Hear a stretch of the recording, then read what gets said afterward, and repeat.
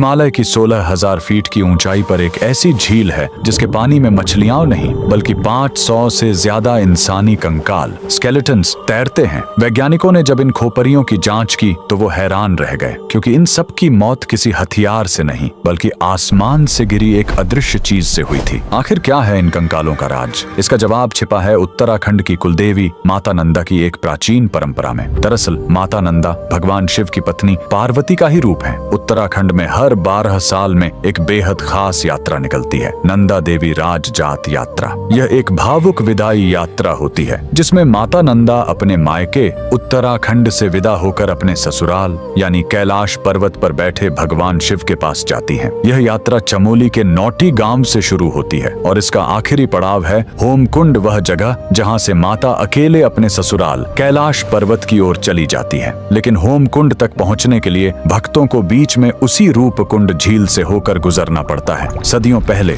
कन्नौज के राजा जसधवल ने इसी पवित्र यात्रा में शामिल होने की ठानी, लेकिन राजा को अपनी सत्ता का अहंकार था। वे भक्ति भाव से नहीं बल्कि पिकनिक मनाने के अंदाज में गए। नियम तोड़ते हुए वे अपने साथ गर्भवती रानी, नाचने गाने वाली नर्तकियां और जोर जोर से बजते ढोल नगारे लेकर पहाड़ पर चढ़ने लगे। माता नंदा अपनी विदाई के वक्त यह अपमान और शोर शराबा सह नहीं पाई। जैसे ही राजा का काफिला रूपकुंड झील के पास पहुंचा, देवी का प्रकोप टूट पड़ा। अचानक आसमान काला हो गया। बारिश नहीं बल्कि लोहे जैसे सख्त और भारी ओले गिरने लगे। वो ओले क्रिकेट की गेंद जितने भारी थे। वहां छिपने की कोई जगह नहीं थी। वो ओले सीधे राजा और उसकी सेना के सिर पर गिर रहे थे। देखते ही देखते राजा, रानी और उनके 500 साथी वहीं बर्फ में दफन हो गए। सैकड़ों साल बाद जब 1942 में वहां बर्फ पिघली तो दुनिया ने देखा कि झील कंकालों से भरी पड़ी है। और जब फॉरेंसिक जांच हुई तो वैज्ञानिकों ने पुष्टि की कि इन सभी खोपरियों में दरारें थीं जो ऊपर से किसी भारी गोल चीज ओले के गिरने से ही आई थीं।